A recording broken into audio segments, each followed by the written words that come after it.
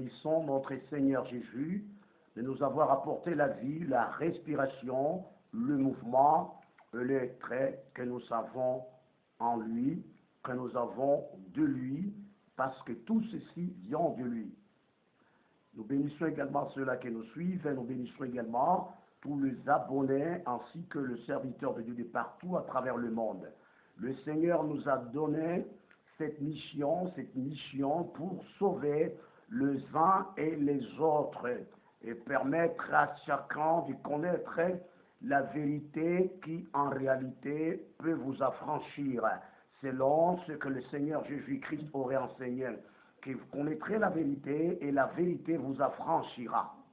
J'ai toujours dit aussi longtemps que le peuple ne connaît pas la vérité, le peuple ne sera jamais affranchi, pour quelle raison? Parce que comment est-ce qu'une personne peut-elle être affranchie aussi longtemps qu'elle n'a pas encore connu la vérité? Nous poursuivons notre thème que nous avions commencé, le mariage selon le Dieu créateur. Ce ne sont plus les mariages que vous voyez par-ci par-là, hein, et les gens se marient comme si c'était de bêtes, hein, parce que les animaux, pour eux, ce n'est pas qu'ils doivent suivre la loi de Dieu, mais pour eux, ils se marient parce qu'ils sont des animaux. C'est la raison pour laquelle il y a tellement une différence entre l'animal et un homme. L'homme, le Seigneur Dieu lui a donné toutes ses lois. Donc on ne peut pas dépasser les lois de Dieu, ni on ne peut pas enfreindre les lois de Dieu. Les lois de Dieu restent telles qu'elles sont conçues. Je suis certain avoir commencé cet thème, c'est un thème qui va vous aider, c'est un thème qui va vous éclaircir, et vous, parfois, qui s'étaient déjà mariés, vous allez vous rendre compte que vous ne vivez pas le mariage, mais vous vivez autre chose, qui n'est pas le mariage, mais qui est un mariage selon l'ennemi, qui est le diable. Notre passage du jour que nous avions toujours utilisé, c'est Matthieu chapitre 19, le verset 4. J'avais déjà amorcelé cet enseignement et j'ai dit, ça serait possible si vous êtes à la maison, commencer au verset 1, même jusqu'au verset 12. Mais quant à moi, le verset qui est tellement nécessaire, c'est le verset 4 qui est dit ceci. Mais je commence avec le verset 3 jusqu'au verset 4. Le pharisien l'abordèrent et dirent pour l'éprouver, est-il permis à un homme de répudier sa femme pour un motif quelconque? Il répondit, n'avez-vous pas lu que le Créateur au commencement fit l'homme et la femme? N'avez-vous pas lu que le Créateur au commencement fit l'homme et la femme? Voilà le mariage. Vous tous qui avez 2 femmes, 3 femmes, et vous toutes les femmes qui ont, par exemple, 2 hommes, 3, 4, vous allez me dire comment c'est là. Oui, dans beaucoup de maisons, vous pouvez trouver une femme. Elle se dit être prise en mariage par un mari. Mais quand le mari se déplace, elle a encore d'autres de toutes parts, de tous côtés. Elle a encore d'autres maris. Ça, c'est pas le mariage. Vous vivez l'enfer. J'ose croire commencer par ce que nous avons dit au début, c'était l'instituteur. Nous avons parlé que l'instituteur du mariage, c'est le Dieu lui-même. Ce n'est pas un gouvernement, ce n'est pas une secte, ce n'est pas n'importe qui que ce soit qui se mettrait comme si celui qui était un instituteur. L'instituteur, c'est Dieu lui-même. J'ose croire parler cela et vous faire montrer les lois qui ont été établies par Dieu lui-même pour son humanité, pour son peuple, parce que l'homme d'abord, quant à lui, a tellement ce que moi j'appelle l'homme est déjà par là un être social. Par essence, l'homme est un être social, doit avoir son partenaire, tout comme sa partenaire. Il restait de vous montrer le peine au cœur que cet homme peut subir, que cette femme peut subir. Le monde s'en fout, le monde s'abîme, le monde se détruit. Mais aussi longtemps que nous sommes là, nous ne nous tairons jamais. Parce que Christ a dit que allez, faites de toutes les nations des disciples. Il veut que nous témoignions à travers le monde. Et qu'aucune personne ne vienne dire je n'avais pas entendu parler de cela. Enfin, maintenant que la fin du monde sera là. Avant que la fin du monde s'établisse, d'abord nous enseignons cette voix de Dieu, la parole de Jésus-Christ. J'ai parlé au sujet des lois que le Seigneur a tellement établi, a donné à son peuple d'après Lévitique, le chapitre 18, le verset 6, jusqu'au verset 29. Maintenant, aujourd'hui, je dois faire cette seconde vidéo. Si vous voulez connaître le début, ça serait mieux que vous commenciez avec la première vidéo dans laquelle nous avons tellement parlé en long et en large. Maintenant, cette fois-ci, il suffit d'abord les peines. Donc, les peines affligées, les peines appliquées par quiconque qui aurait enfreint les lois de Dieu ou qui aurait allé en outre de la loi de Dieu. Prenons le verset biblique qui doit nous intéresser tellement, c'est le Lévitique, le chapitre 20, le verset 10 jusqu'au verset 23. Voilà le verset par lequel nous devons prendre pour connaître les peines qui devaient être affligées ou qui devraient être appliquées à toute personne qui allait à l'encontre de la loi de Dieu. Lévitique, qu'est-ce qui est dit? Parce qu'il y a des gens qui se marient à deux bêtes, il y a les gens qui se marient à deux femmes, trois femmes, quatre femmes. J'ai toujours dit que si vous voulez des questions posées, si vous voulez des questions, posez sur la section des commentaires. Parce que quelqu'un vous dira que non, comment est-ce que vous allez nous enseigner le berger? Pour dire que non, il faut y avoir une femme. Et vous allez comprendre, parce que c'est un sujet très long. Quand même, nous allons commencer à partir des points à un autre point, pour parvenir à faire comprendre les enfants de Dieu et les serviteurs de Dieu. Attention, il ne faut pas se marier en deux ordres. Vous déjà qui étiez en tout cas eu le temps de se marier en désordre, vous avez déjà des problèmes. Lisons d'abord Lévitique le chapitre 20, le verset 10 jusqu'au verset 23. Si un homme commet un adultère avec une femme mariée, s'il commet un adultère avec la femme de son prochain, l'homme et la femme adultères seront punis de mort. C'était la peine affligée à celui qui allait à l'encontre de la voix de Dieu, de la parole de Dieu. Il y a les gens qui me diront, non, pourquoi est-ce qu'il y avait eu Jacob qui s'était marié à deux femmes? Je pense avoir répondu dans la première vidéo. Comme c'est mon travail, je ne cesserai pas également de répondre. Je vous dis que quand tu parles de l'Ancien Testament, attention avec Genèse. Le livre de Genèse, vous devez tirer attention quand vous êtes en train de prendre la parole de Dieu au hasard. Or, le livre de Genèse parle au moment où le peuple vivait une vie désordonnée. Au moment que la loi n'était pas encore donnée.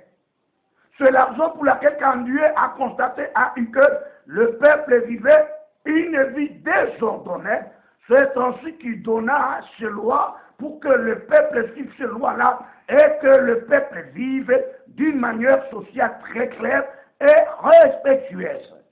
Voilà maintenant. Ne confondez pas. Quand vous lisez l'Ancien Testament, le livre de Genèse, et vous vous référez à cela pour dire qu'Abraham s'était marié à de plusieurs femmes. Or, Abraham ne s'est pas marié à de plusieurs femmes. Quand tu me parles de la femme de Agar, C'était un péché qu'aurait commis Abraham. Le Seigneur Dieu lui dit ouvertement, en Genèse le chapitre 17, verset 1, il lui dit, Abraham soit intègre, à la personne à laquelle on montre l'intégrité, à qui l'on veut qu'il applique l'intégrité, c'est-à-dire qu'il n'était pas intègre, qu'il aurait également foncé dans ce péché-là. C'était sa femme Sarah. Voilà que vous devez comprendre. Ça va parce que ceci doit vous intéresser. Parce que la plupart veulent prendre ce verset biblique ou également cette histoire de l'appliquer au moment que la loi n'était pas encore donnée. Or, la loi, celui qui doit promulguer la loi, c'est Moïse. Moïse n'est pas encore là. Même son père, même son arrière-père, son arrière-parent n'est pas encore là. Même son grand-père n'était pas encore là. Il fallait que le Seigneur donne une limite de vie, que le sang vive avec limite.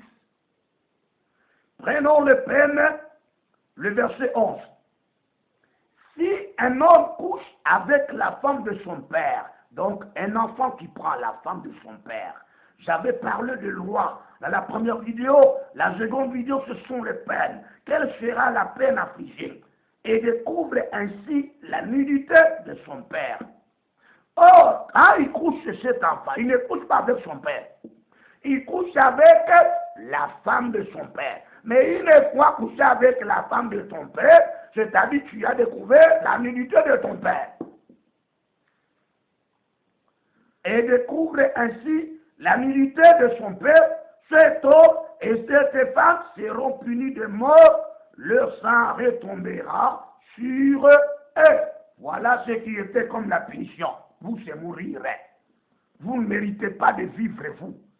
Et même quand vous m'entendez, vous êtes dans une maison, et ce que vous avez appliqué, vous vous mettez la mort. Avec vos lois des emails, commencez à arranger pour dire que non, quand quelqu'un commet de telles infractions, il ne faut pas le tuer, c'est comme si on a perdu deux personnes à la fois. Or, quand vous les laissez, ce sont les gens qui portent sur eux une malédiction.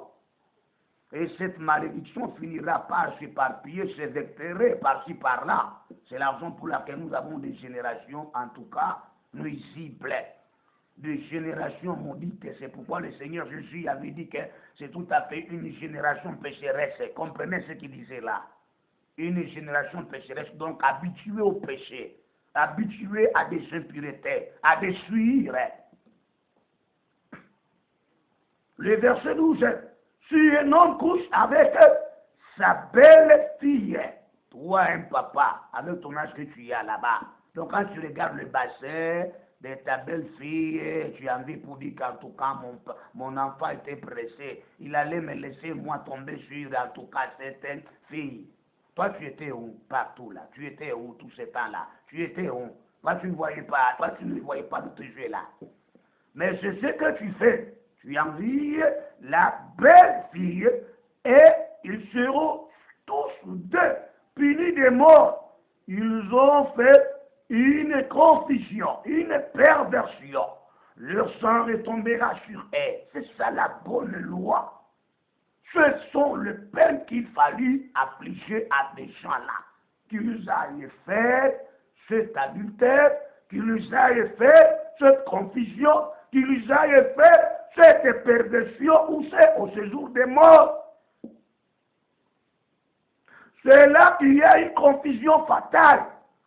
Là, le ténèbre est considéré comme une réalité pour eux de vivre. Si un homme couche avec un homme comme on couche avec une femme, ils ont fait tous deux une chose abominable. Donc les homosexuels, ce sont les abominables. C'est ça leur surnom ou encore un suradjectif. Les abominables. Ils seront punis de mort, leur sang retombera sur eux. Si, en tout cas, dans la secte catholique, les papes, tout consort là-bas, font de telles pratiques, ce sont les abominables. La Bible nous dit ouvertement en Apocalypse que tous les abominables ne pourront jamais entrer dans le royaume de Dieu ou dans le paradis. Maintenant, demande-toi, toi qui es catholique, avec tes papes là-bas, avec, je ne sais pas, des cardinaux là-bas, vous voyez ce qu'ils font là? Il y a des papes qui ont eu d'enfants. J'ai toute la liste là. Il y a des papes qui ont eu d'enfants. Tant que là, vous interdisez pour dire qu'il n'y ait pas quoi? À enfanter. Mais pourquoi vous enfantez? Pourquoi? Frère, vous ne savez pas les sexes, hein? Vous ne savez pas le ministère de ces sexes-là. Donc, le sexe est meilleur, n'est-ce pas? Mais il faut que tu te maries. Mais vous ne voulez pas. Après quoi, donc, la pédophilie commence à prendre l'ampleur. Donc, ce sont là les catholiques qui vous disent que l'homosexuel, il n'y a pas un problème. Mais la Bible dit le contraire. Après, tu te dis que tu es dans une église. Tu n'es pas dans une église. Au contraire, tu es dans une secte. Vous voyez? Les abominables. Si quelqu'un, un homme, si quelqu'un couche, si un autre couche avec un autre, comme si il couchait avec une femme, ils ont fait quoi? Une abomination. Ils commettaient une abomination. Ils accomplissaient un acte abominable de démons. Ce sont les démons qui inspirent de telles pratiques. Et c'est ce que vous pratiquez. Même des faux pasteurs là qui sont, les homosexuels sont nombreux. Ils sont là. Vous les voyez, ils ne veulent même pas se marier. Mais ils veulent toujours servir le Seigneur. Oui, car cela ne tienne, hein. Il y a quand même cela que le Seigneur a appelé pour le service sans pourtant se marier. Non, je ne dis pas de telle catégorie là, moi je dis les homosexuels. Il fallait les tuer. Nous devrions parfois prendre le temps, si le gouvernement, en tout cas, était des gouvernements. Pourquoi ne pas prendre tout ça, ces prêtres-là, et ces cardinaux-là, c'est pas plein de tuer? Ça pose un problème, hein? Vous savez ce qui se passe dans la mafia. Vous savez ce qui s'est passé dans des situations terribles. On vous dit que le peuple est tout à fait un homme nécessaire pour des situations, en tout cas gouvernementales, à travers le monde. Tant que vous savez ce qui se passe, c'est à la une là, vous le connaissez. Moi, ça me dit qu'en tout cas, avoir également l'église méthodiste, être en collaboration avec les homosexuels. Et, écoutez, moi j'aime la vérité. Si vous voulez débat, je suis là, appelle-moi. Vous, hein, méthodiste, qui était une église méthodiste, mais travaillant en commun accord avec les homosexuels, prenant même les sommes d'argent pour construire les universités, pour construire même des églises, des écoles. Ne croyez pas qu'on ne connaît pas ça, nous connaissons ça. Maintenant, posez-vous des questions. Êtes-vous les chrétiens ou vous êtes les abominables? Alors, quand c'est passé maintenant que les autres autorités ont commencé à se dire non, nous devons nous séparer avec les homosexuels. Mais tout ce temps, vous avez été où? C'est avec les sommes d'argent que vous avez construit vos églises, que vous avez construit même vos écoles, que vous avez construit vos universités avec l'argent des homosexuels. Quand les homosexuels maintenant vous ont dit de commencer à vous marier avec les animaux, là maintenant vous vous révélez. Tout ce temps ici, vous étiez où? Moi j'aime dire la vérité, hein? Rien que la vérité. Les gens vous disent non, les gens vous diront que non, écoutez, quand tu dis la vérité, tu seras prêt de mourir. Écoutez, ma mort pour moi c'est tout à fait un profit. Moi la mort m'est égale. Comme l'aurait dit également l'apôtre Paul, il dit que la mort m'est égale. Pour lui, la mort, c'est un profit. Moi, la mort, c'est un profit. Mais pas mourir, ce n'est pas un profit. Tu vois, moi, je dirais que la vérité. Et même certaines autorités, quand on se changeait avec elles, les autorités des méthodistes, quand on se changeait avec elles, dans les sodium, elles vous diront que quand elles étaient parties là-bas, dans leur réunion là-bas, dans leur conférence là-bas, c'est ce qui leur a été imposé. Après, quand elles sont rentrées, ces autorités-là commencé à dire non, non, non, non, non, ça c'est impossible. On ne peut pas tolérer. Tout ce temps, vous tolériez. Je dis bien que tout ce temps, vous tolériez. Maintenant, ce temps devient difficile. Maintenant, et dit maintenant ceux-là qui étaient comme les chrétiens, là qui sont morts, hein, avant que vous puissiez maintenant prendre des décisions pour vous révéler. Vous voyez, ça pose un problème. combien de fois déjà que vous aviez perdu d'autres personnes, d'autres gens qui étaient dans cette église-là. Mais c'est honteux, hein? Si vous voulez que vous reveniez à notre Dieu, vous devez démolir toutes les écoles construites par la sauve des homosexuels. Détruisez tous les universités, ou toutes les universités. Détruisez toutes les universités. Détruisez toutes les églises là, construites avec l'argent des homosexuels. Donc ça montre que vous avez été les homosexuels spirituels. Ça devient maintenant sûr. Ça compris que maintenant leurs gens, pour se dire en tout cas, il ne faut pas que nous puissions accepter leurs droits ou leurs obligations qu'ils sont en train de poser. Oui, quand vous mangez quelque chose d'autrui, on doit toujours vous imposer. C'est une loi. Quand vous mangez de celui qui est fort, il t'imposera la loi.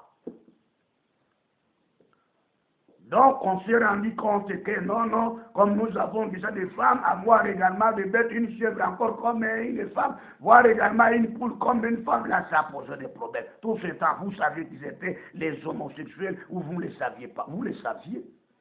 Les homosexuels étaient minoritaires. Vous comprenez? Là, les autorités maintenant ecclésiastiques de l'église méthodiste étaient majoritaires. Quand ils ont commencé maintenant aussi à se sanctuer, devenir comme si ils atteignaient aussi quand même un minimum de quoi, de pourcentage. Là, ça commence à devenir trop chaud. Dis-moi, vous êtes payé par cette somme d'argent. Vous finirez où? Vous avez qu'à me répondre, vous avez parfois qu'à me dire, hein, disons-nous la vérité, pour arriver à la conclusion. Les homosexuels sont ici. Après quoi, ils peuvent vous obliger de n'importe quoi. Le verset 14, si un homme prend pour femme la fille et la mère, c'est un crime. Quand vous prenez, vous êtes n'importe qui. Même si tu es un païen, quand tu prends, je suis une dame, une maman, après avoir couché avec ces dames, tu vas encore suivre sa fille, tu couches avec sa fille. Tout comme tu aurais commencé avec sa fille, tu as couché avec sa fille. Après quoi, tu reviens, tu couches maintenant avec la maman. C'est un crime. Vous êtes les criminels. Vous êtes des criminels. Vous commettez des crimes. Oh, donc le crime, par exemple, le crime devrait être puni. Tout crime devrait être puni. Mais pourquoi est-ce que ces gens-là commettent de tels crimes-là? Elles sont toujours en vie. Elles continuent même à avancer. Donc, commettre de tels crimes, un tel crime, c'est tout à fait un crime qui doit mener quelqu'un à la mort. Vous voyez de telles personnes qui se sont déjà, en tout cas, engagés à coucher avec les hommes. Après quoi, je me dis que papa, j'ai trouvé un mari homosexuel. Il s'est enchangé avec des démons. En lui, alors le même démon qui doit transmettre à toi, vous finirez où? Si un homme couche avec une bête, il sera puni de mort. Et vous tuerez même la bête. Pourquoi tuer la bête? J'en avais également parlé dans la première vidéo. Je vous ai dit que pourquoi le Seigneur voulait assez qu'on tue même la bête, parce que la personne est allée se faire des impuretés avec la bête. Donc même la bête est souillée. Quand l'animal est souillé, on ne peut pas le manger. Quand tu le manges, tu es aussi souillé. C'est comme si tu as eu aussi cette communication de cette impureté sur toi ou en toi. Voilà de telles personnes avec qui nous sommes en train de vivre dans ce monde. Vous tuerez même la bête. Si une femme s'approche d'une bête pour se prostituer à elle, tu tueras la bête et la femme. Elles seront mises à mort, leur sang retombera sur elles. C'est ça. Pourquoi? Ceux qui commettent là, c'est un mariage.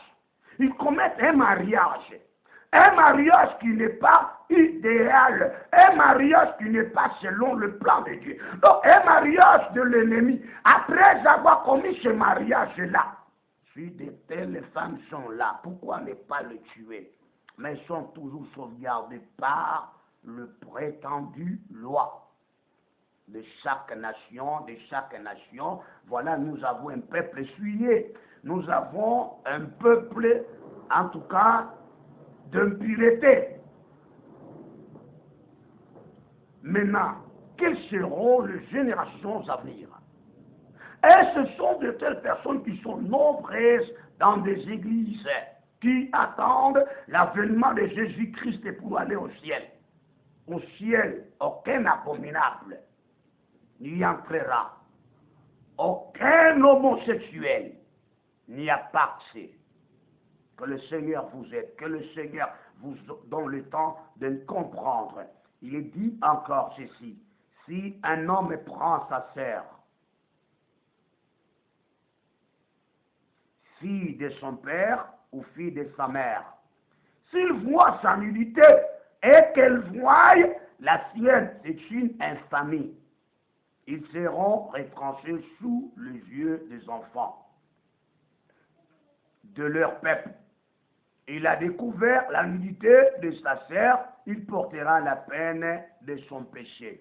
De telles personnes, un frère qui va coucher avec sa sœur, tout comme la sœur également qui cherche son petit frère ou son grand frère de coucher avec lui. Donc ces gens-là, vous devez les exterminer, les tuer, les disparaître sur la terre. Ils n'ont pas le droit d'exister sur la terre, sinon, parce que du fait qu'ils sont souillés, il ne faut encore aller coucher avec une autre personne qui est pire, la personne devient encore souillée. Vous voyez maintenant les conséquences, comment est-ce que les conséquences se parlent de temps à autre. Donc, on peut y avoir une nation souillée. La Bible dit ouvertement qu'il y a une nation qui se croit pure, mais qu'elle est souillée. C'est une famille. Maintenant, dis-moi, toi, qui est allé se marier à la fille de ta tante, et tu as même des enfants. Ces enfants que tu as, ce sont, en tout cas, les maudits. Ce sont les impuretés que tu es sur la terre. Après, tu te dis que tu es traite, et vous, les pasteurs, qui êtes de telles personnes comme ça, vous voulez croire? Ils vous corrompent avec quoi? Hein? Moi, ici, dans cette église, vous devez la laisser. Et puis, les enfants, ce sont les maudits. S'ils n'ont pas compris les Christ, donc, ils ne seront jamais purifiés. Il n'y a pas encore de rites à faire là-bas pour purifier les enfants, pour dire que non, quand ces enfants sont nés, on prend de l'eau, venez pour répandre sur eux. Il n'y a pas ça, à moins qu'ils croient. C'est une génération de confusion. C'est une génération perverse. C'est une génération confuse.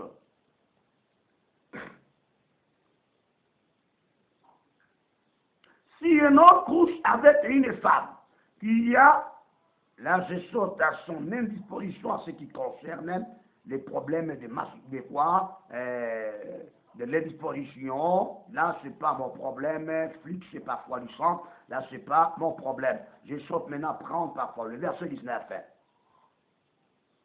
Tu ne découvriras point la nudité de la sœur de ta mère. Donc, ce que vous appelez des tantines, tu ne peux pas découvrir. Et vous, les tantines, il ne faut pas envier les enfants de vos grandes sœurs ou également les enfants de vos petites sœurs.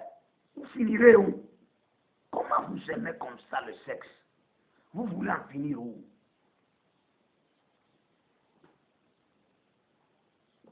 Jamais. Ni de la sœur de ton père, car c'est découvrir sa propre parente. Ils porteront la peine de leur péché, ni également prendre votre tante. Et que la tante aussi t'envie, toi, parce qu'il y a des tantes qui sont comme possédées, comme elles ont des possessions terribles.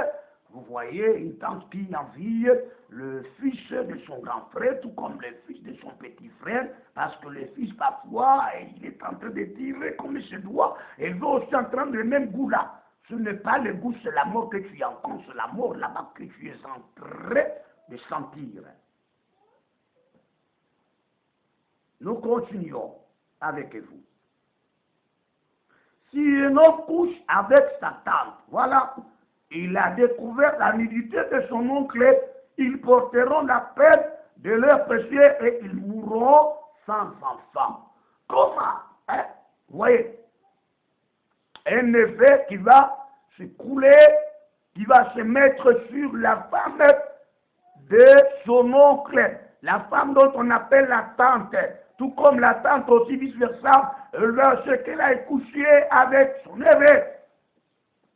La Bible tout ouvertement, donc la peine qu'il faut affliger à ces personnes, c'est la mort qu'ils meurent pour ne plus avoir d'enfants. Mais dis-moi, vous qui avez d'enfants, comme sur les Baïmba, vous les Baïmba, vous dites que quand l'oncle meurt, prend le neveu, tu vas prendre ta tante là-bas, donc la femme de ton oncle devient maintenant qui devient ta femme. Donc les enfants que vous donnez naissance, ce sont des maudits. Ce sont des enfants qui n'ont même pas droit à vivre. Ce ne sont plus des générations qu'il faut garder sur la terre. Ce sont des générations qui vont ouvrir des portes pour que le démon vienne travailler avec eux. Après, vous me dites que c'est la coutume. Écoutez, la tradition annule la parole de Dieu. Christ l'a dit. Ce sont ces gens qui sont remplis dans des églises. Prenons Marc le chapitre 7. Christ a dit que pourquoi vous annulez la parole de Dieu à cause de votre tradition que vous avez établie. La tradition donc est la coutume qui est établie par les hommes. La Bible dit que ce sont les commandements des hommes. Lisons Marc chapitre 7, verset 7, avant que je continue, là en Lévitique le chapitre 20.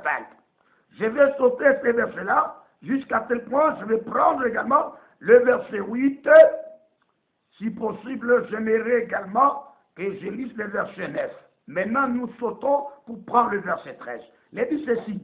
C'est en vain qu'ils m'honorent en donnant des préceptes qui sont des commandements d'hommes. Voilà la tradition. Vous abandonnez le commandement de Dieu et vous observez la tradition des hommes.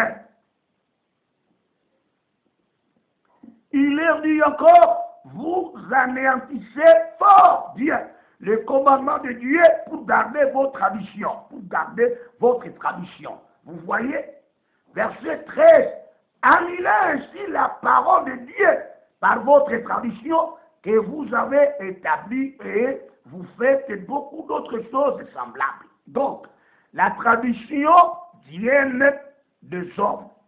Et les hommes également, quand ils ont reçu cette tradition, la tradition devient maintenant le soubassement du diable, de la sorcellerie.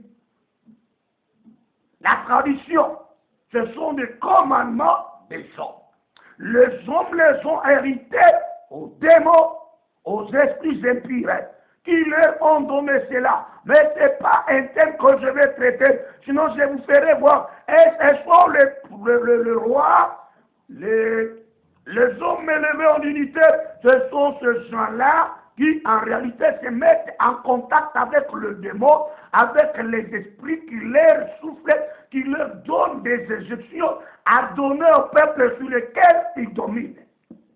Vous voyez, de telle façon, on assujettit en tout cas le peuple toujours dans la tradition. La tradition, la coutume annule la parole de Dieu. Et connaît que la parole de Dieu est là. Maintenant, la coutume est tout fait. La parole de Dieu, c'est ce qui est là. Les Baïmba vous disent que pour nous, c'est la coutume. Or, toute coutume est soubassement de croix de la sorcellerie qui vient du diable. Je ne peux pas vous dire autre chose. Et vous trouverez de telles personnes remplies dans des églises. Ce sont des choristes, ce sont des chantres, ce sont des ceux-là qui, en réalité, on se dit les prophètes. Quelle sorte de prophètes? Et quelle sorte de chrétiens? Vous voyez votre craintivité là où elle se retrouve maintenant. Et les pasteurs, vous aussi, parfois tu es pasteur, comme tu es Chokwe Runda. Parce que chez le Runda, quelqu'un peut se marier à la fille de son oncle. Vous voyez là-bas, c'est quoi? C'est une coutume, ce n'est pas la parole de Dieu. C'est une coutume. Après quoi, tu es pasteur aussi, tu t'étais marié avec l'enfant de ton oncle là. avec qui tu as fait même des enfants. Et après quoi, tu es devenu pasteur. Vous voyez, tu conduis les gens quand même tu es dans une fausse voie. Et ce sont ces gens qui sont remplis dans des églises. Ils attendent Christ. Non, vous attendez le séjour des morts. Moi, j'aime vous dire la vérité, c'est pour cette raison, ne m'haïssez pas, aimez-moi, parce que je te dis la vérité pour te sauver. Voilà, nous continuons à vous dire rien que la vérité, parce que la vérité, elle sauve. 21. Si un homme prend la femme de son frère, c'est une impureté.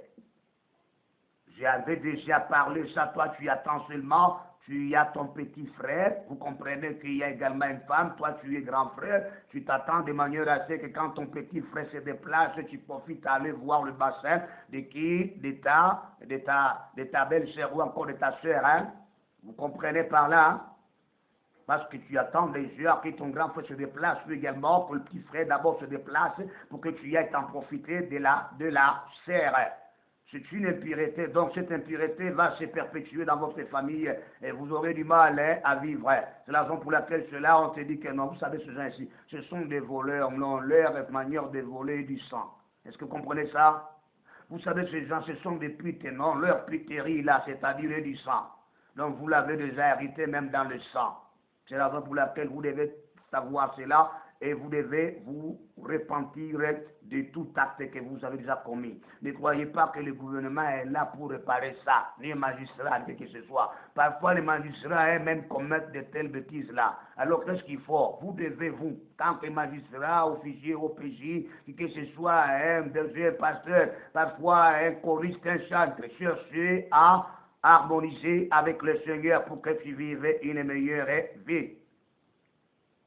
C'est une impureté, il a découvert la nudité de son frère, ils seront sans enfants. Le terme est sans enfants, c'est-à-dire se le prendre, le tuer pour qu'il n'y ait pas l'essence des enfants. Parce que ces enfants-là, c'est une bombe à retardement. C'est tout à fait, en tout cas, une impureté qui va se perpétuer, se vectérer. On ne peut pas laisser se vectérer ça. Il faut le mettre en quarantaine. Vous voyez, il faut le mettre en quarantaine, non le bloquer. Au lieu qu'il donne naissance aux enfants, il faut les tuer. C'était ça qui était comme le peine, en tout cas capital, à affliger à de telles personnes. Maintenant, aujourd'hui, comme cette peine est terminée, frère, un conseil que je vais te donner, avant d'abord de t'engager en mariage, vous devez faire des recherches minutieuses. Tu vas te risquer à aller te marier avec cette femme qui vient déjà de l'impureté là-bas. Quelle sera ta vie? C'est la raison pour laquelle nous constatons la vie de plusieurs gens seulement est abîmée. La vie de plusieurs gens est détruite. À cause de quoi? Et se demande et se pose des questions. C'est parce que tu es allé se marier à une impureté. L'impureté n'apporte pas la pureté, c'est toujours l'impureté. Prenons le verset 22. Vous observerez toutes mes lois et toutes mes ordonnances et vous les mettrez en pratique, afin que le pays où je vous mène pour vous y établir ne vous vomisse point. En tout cas, on est conscient, on est certain que, en tout cas, la terre nous a vomi, la terre a vomi beaucoup de gens. Vous pouvez vous en donner, chercher par-ci, par-là pour trouver les moyens, mais vous n'en trouverez pas. Pour quelle raison? C'est parce que tu t'es marié à une femme que tu ne connaissais pas bien. C'est pourquoi moi, je vous avise, attention. Tout mariage n'est pas mariage. Verset 23 pour en finir. Hein? Vous ne suivez point le usage des nations. Bon, donc le diable déjà aurait également infligé aux nations, à toutes les autres nations, de vivre selon les coutumes du diable, que je vais chasser devant vous, car elles ont fait toutes ces choses et je les ai en abomination. Vous comprenez avec le Seigneur déjà, donc il y a une séparation entre Dieu ainsi qu'avec toutes ces nations-là, tous ces peuples qui auraient commis ces péchés-là ou ces pratiques-là avant que les enfants d'Israël s'établissent dans la terre promise. Et toi aussi, parfois, c'est ce que tu vis. Que le Seigneur vous bénisse. C'était d'abord la seconde partie pour, en tout cas, combler à ce qui concerne les peines affligées à tout celui qui transgressait la loi de Dieu. Maintenant, aujourd'hui, la transgression, c'est la difficulté de la vie que vous menez. c'est la difficulté, c'est la douleur de la vie que vous êtes en train de mener. C'est pour cette raison que je vous appelle à vous abonner, je vous appelle à liker, je vous appelle à partager pour sauver quand même la vie de beaucoup de gens. Parce que beaucoup de gens sont en danger et les autres déjà courent un grand danger. C'était le verset Seba Ilungada dit, moi je vous aime pas dans le Seigneur Jésus-Christ, ce que j'aimerais que vous puissiez vous abonner sur la chaîne de manière à ne plus manquer d'autres enseignements qui vous bénissent. Amen.